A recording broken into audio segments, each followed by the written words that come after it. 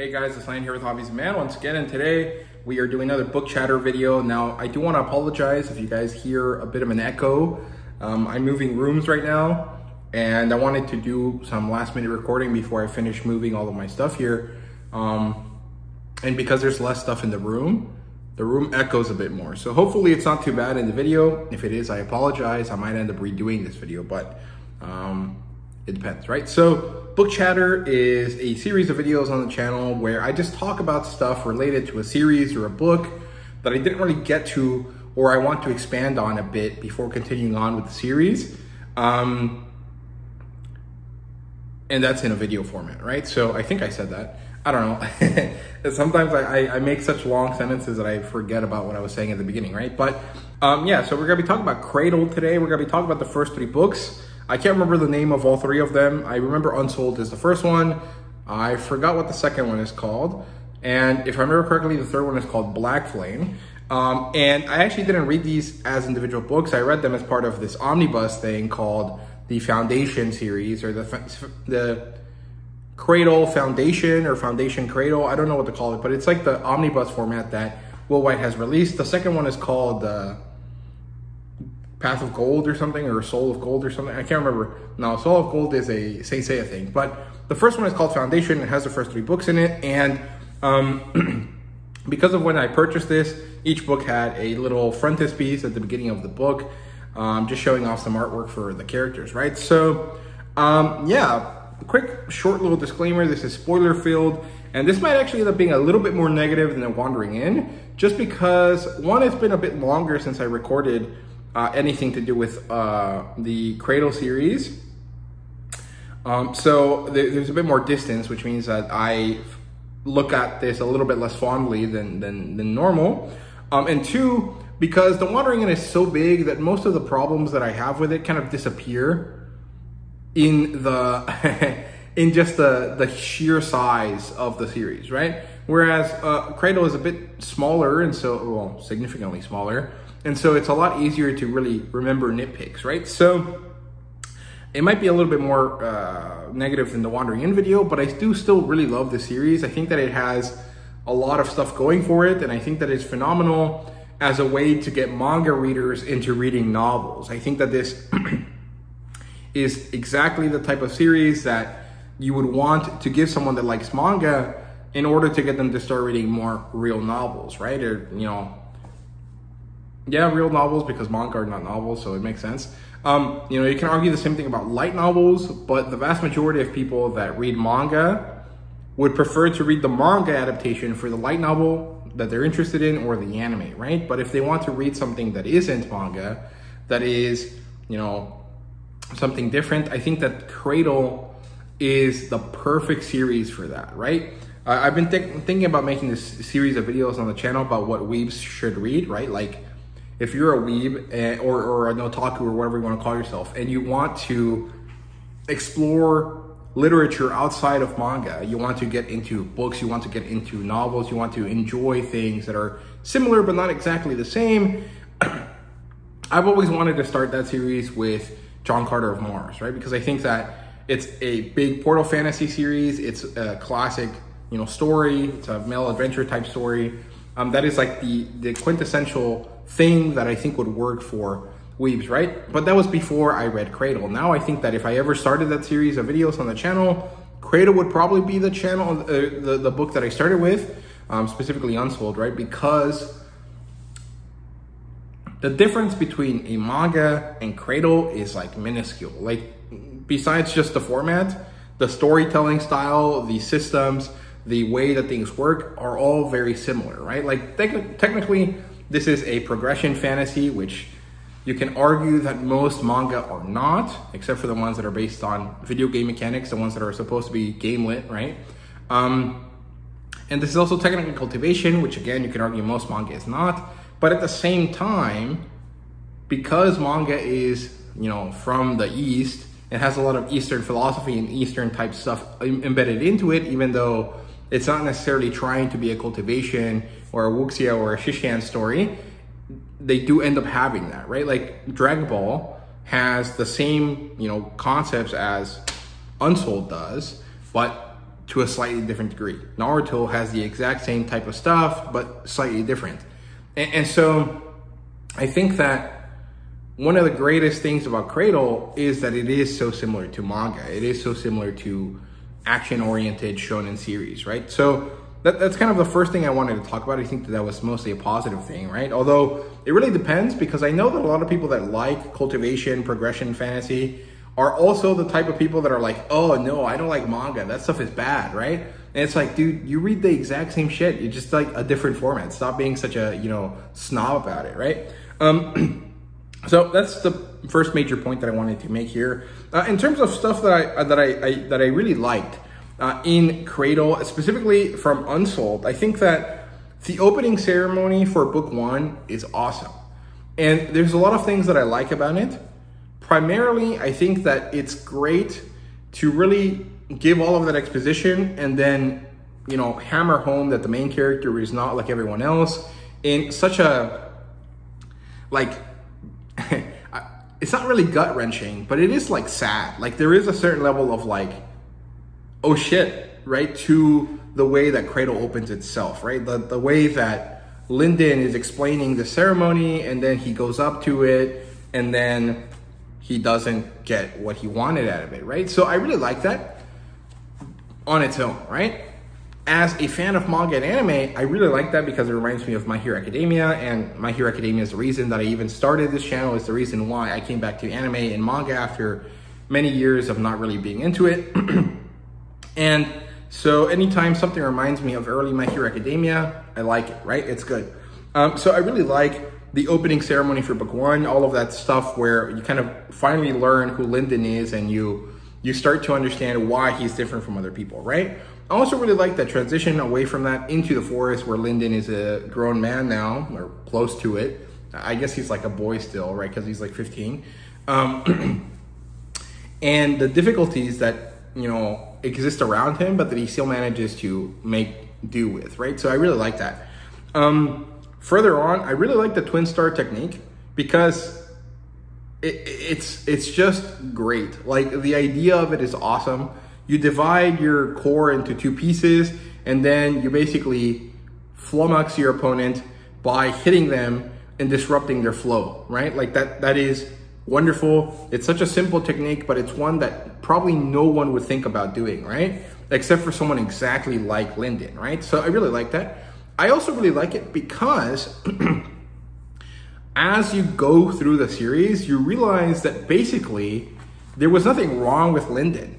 It was only the ridiculous, isolationist, like dumb way that the people in the Sacred Valley did things that made Linden come off as a weirdo or like someone that was messed up, someone that wasn't made correctly, right? Someone that was missing something, right? So it's only because of them and the place that he grew up in that he is different and he is like this, right?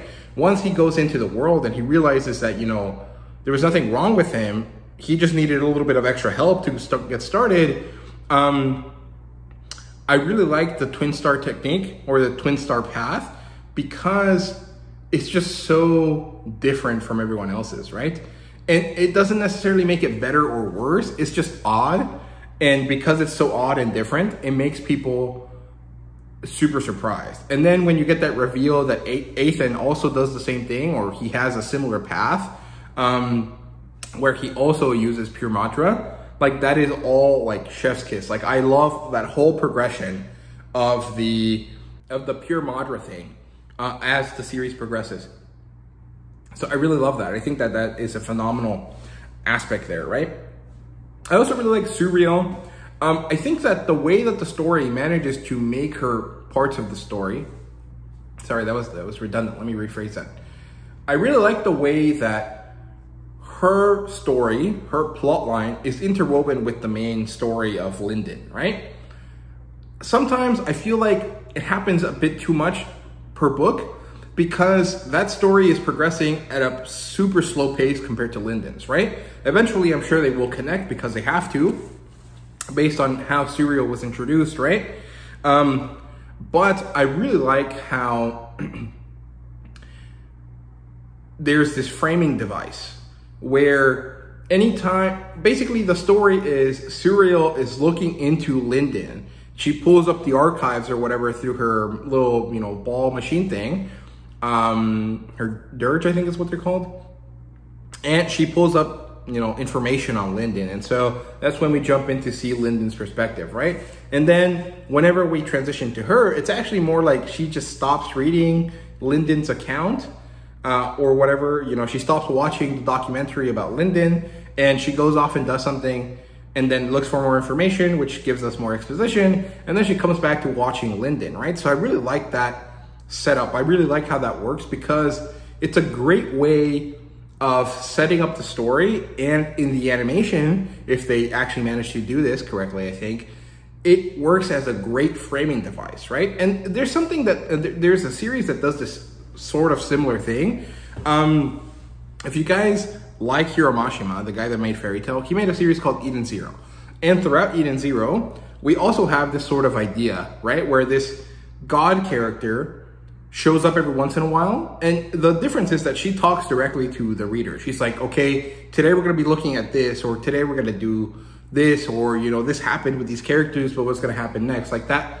I really like that concept. I think it's really fun. And I just like how Will managed to execute this with Suriel. So I really like that. Early on, I also really liked Yeren and her master. I really like their relationship. And when I think of Yeren's master, I'm not really sure what I picture, but it reminds me a lot of like the old guy from Tekken. I can't remember his name, but I just imagine that, right? The guy that's like the evil grandpa of like the main character from Tekken, whatever that character's name is, I forgot. That's what I imagine, right? And Yeren is a fun character. I really enjoy how she like is, because I really like these kind of like expressionless, angry characters. Like, that sounds crazy, I know, but I really like them. But I like Yeren specifically because she is that type of character, but her like gooey center, her like niceness is not that hidden, right? Like if you compare her to Ryoka from Wandering In, Ryoka is properly, disgustingly, like annoyingly angry all of the time, right? And she has like a very negative personality. And it gets to the point where it's grating. Whereas Yeren has that same type of personality, but it's slightly different, right? And I guess this is because like the reason I find her less annoying, you know, comparing Yeren in the first 3 books of Cradle to Ryoka in the first book of The Wandering In, is that there's a lot less time spent with Yeren, right? And also we don't really get into her head specifically. So Yeren, even though she has the same kind of qualities, comes off less annoying because there's less exposure to her, right? Compared to Ryoka. However, I also really like Yeren compared to Ryoka because the fact that the progress of her emotional development happens quicker is better for me. I really like that. I think that we forget, or at least I forget, while reading the Cradle series, that basically like 2 years passed between the first book and the end of the second book. And within that time period, it makes sense for Yeren to go from completely angry and out for revenge to like basically, you know, ready to fall in love with Linden if the situation happens, right? And also that we understand really quickly that she just wants family. She just wants to belong somewhere, and she did with her master, but she always had this idea that her master might just leave her one day, because he was that sort of gruff type character, right? So I really appreciate her character. I really empathize with that sort of character, even though I like, you know, in my personal life, nothing like that has ever happened, right? Like my family is well off and we're very attached to each other, right? So it's not like a personal, like, oh, I am like her. It's more like, oh, I'm sad for you, and I really wish that, you know, things would be different, right? So I really appreciate Yeren in that sense. The end of book 1 is also great. I really love the catharsis that comes from Linden being able to kill a, what's it called? Jade Master, I think. He was like the 3rd level, while still being unsold, right?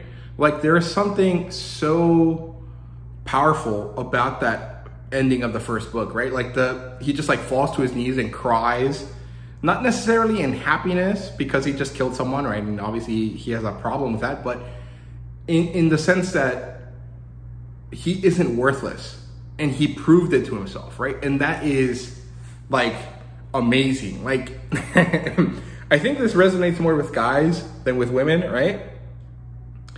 But this idea that you can find a way to be valuable, right, within whatever context you might want to make it, works really nicely. And I think that the way that it's handled, you know, at the end of the first book and into the beginning of the second book is awesome.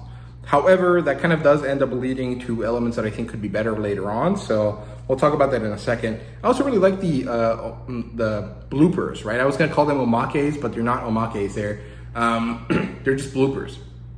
My favorite one is when Suriel descends like a biblically accurate angel, right? She even says, "Do not be afraid." I think that shit is hilarious. And I actually really like that Will White has this comedic, you know, vibe to it, but he keeps it separate from the story because it doesn't fit into the story, right? So I like that. I think it's really nice that he manages to find that, you know, the moment to put it in, to put it into the story. And it just happens that it can't fit in the story, so he puts it at the end of the book, right? So I really appreciate that. I think it's really fun. And then I really like Athan and Orthos. I love Athan. He reminds me of Jiraiya. I think that is the character that he reminds me the most of, right? Jiraiya is this crazy, ridiculous old guy, right? And Nathan isn't really like that. He's not, I mean, he's crazy and ridiculous, but he's not an old guy. He's also not a pervert. But he has that same kind of energy that Jiraiya has, right? Where he's just like, you have no clue what the fuck this guy is going to do next, but you're excited to see what the hell he's going to do because it's going to be fucking hilarious or ridiculous or dangerous, and it'll be really, really fun, right? So I really like that about Athan. And there's something about old, wise animal characters that is just great, right? And Orthos is fucking awesome. And I also really like that Orthos, you know, is wise in the sense that, like, he's ancient as fuck, so obviously he knows more than every human ever, but he also has this like crazy debilitating issue, which is like the madness from the Black Flame, right? And the way that he interacts with people is great. I really love Orthos. I think he's really, really fun. And I don't even know him that much, right? Like I only know him from the third book. I know that people love this character further on, and I'm just really excited to see where that goes because so far I really enjoy all of the moments that we have with Orthos, right? That, you know, that build up of the introduction where you're like, oh shit, we're gonna meet a dragon. And then it turns out, oh no, it's just a turtle. But then it turns out that this turtle is like suffering deeply. And then it turns out that he's badass as fuck too. So it's just like, there's so many different things that happen at the same time. Or that are associated with Orthos from the beginning that I just really like. I think that complexity is awesome. And finally, the last part that I really loved was Jai Chen. I don't like the character necessarily because I don't know anything about her, but I love the interaction she has with Linden, where he just shows up looking demonic as fuck, and then he's like, oh shit, you're this guy that wants to kill me sister, okay, you have a problem, let me heal you really quickly. Sorry, I gotta go. Tell your brother that I did this so he doesn't kill me. Apologies, see you later. Like, that whole interaction had me laughing so hard because it's just so ridiculous and insane. And it is like exactly what you would expect from an anime, right? Like I can imagine Naruto just doing this, right? Like he just like goes around and then somehow it just turns out to be like this like, you know, Tom and Jerry type skit where they just like, you know, look at each other and then he like does something really quickly and she's fixed and then he leaves. Like that shit is so funny. Like I really enjoy that. So I like that. Moving on from that though, into things that could be better here. I think that the only issue that I really have with this series is that Linden's advancements from one thing to the next are not given the gravitas that they deserve, right? And maybe I should say that differently, gravitas, I don't know. However you wanna say that word. But the first one is insane. He falls to the ground, he cries, he, you know, feels, or maybe it's not the first time that he advances. I think that actually happens afterwards, right? I can't remember the order of events, right? But when he gets, you know, his first advancement, or when he goes from unsold to copper or whatever, the first level, after he kills the old guy that's like trapped in the body of a child, like that feels amazing, right? And when he gets his iron body, that also feels amazing. And then all of the subsequent ones, all of the ones that feel like they should be really special and badass and powerful, where he's advancing, you know, to the same level as like the wisest person in Sacred Valley, and then from then on advancing past them, don't even feel special, which is, you know, crazy. Like, I think that at least when he starts getting into gold, which happens at the same time that they're in a fight, so I kind of understand that, that there was not any time to do it, right? But I feel like that should have felt more special, and it just didn't. And I really find that to be a disappointment, right? Like, that is the only real complaint I have for the series, because those are all achievements. You know, he did them within 2 years, which is crazy because most people probably would take their whole like childhood and adolescence to do that, right? Because you have to be like a low gold to really exist in the wastelands, right? And most people that are low golds are like properly adults at that point, right? So the fact that he manages to go that far, right, in such a short time is amazing. And the fact that only the first time and maybe like the third time is celebrated is kind of weird, right? Especially because Will White manages to lampshade this, right, by having Orthos tell Linden, like, dude, you guys celebrate everything. It's not that serious. It's not that special. And if this was a normal person, I would agree. Like, yeah, okay, you and everyone else in your freaking clan has been doing this for generations, right? But this is Linden, someone that thought that his life was never going to get better. And somehow within 2 years' time, or even less, maybe like a year and a half, he managed to go from someone with no future, no value to his society, to literally the most powerful person from his village. And it's not celebrated. I think that that's a problem, right? Like, I feel like there is a lack of value added to that needs to be there, right? So that's the only issue that I really have with the series. In terms of like, you know, other issues, it's unclear who, like, if there is going to be romance in the series or not. And I find that to be a bit weird 3 books into the series, because, like, don't get me wrong, I don't necessarily need romance to be part of the series. I don't think it's necessary. But if you have a male character immediately put with a female character in this type of like action shonen type manga, there isn't like an expectation, I guess you could call it, that there will be some romantic tension between these characters, right? You can look at Deku and Uraraka, you know, even though some people might think that the end goal is Bakugo Deku, which is crazy. And you can look at, you know, Naruto and Sakura, or Naruto and Hinata. You can look at Noelle and Asta from Black Clover. Like, all of these types of things, all of these stories that fit in with this, right? Have that kind of expectation or the thing that's going to happen. And 3 books in, I'm not sure that I know what's going to happen. Like, I don't know if there is going to be romance or not, because there's kind of mixed signals there. And I also don't know if Yeren and Linden are going to have a romantic relationship, or if it's going to be like, oh, we're just siblings and there's going to be other people for us to care about or not. Not that it's that important, but I would like a little bit more clarity to that, because I feel like it would add something to the series, and that's really all there is to that. So that's basically it. The only 2 issues that I have with the series are basically unclear romance, and I think that the advancements could be handled a bit better. Otherwise, I really like this story because it draws on so many things that feel familiar, right? And also it feels like something that would slot in with all of the different types of things that I like, right? Like, I would slot this, you know, in the same kind of vein as like Berserk Brandon Sanderson's Stormlight Archive, or I could put it next to Naruto, or I could put it next to Black Clover, or next to Star Wars. Like, well, not really Star Wars. Maybe the other series that Will White is currently working on is more similar to Star Wars. But like, within the first 3 books, this series managed to elevate itself to a level that I was not expecting it to. And the fact that it reminds me of so many different things that I already love really helps elevate this even further beyond what my feelings directly about the series are, right? So I really appreciate that. Not necessarily that it's noticeable where Will White gets his ideas or anything like that, but that there is this continuity of the genre through the series, right? I guess that's the best way to word it, right? So I don't know, that's really all there is to it.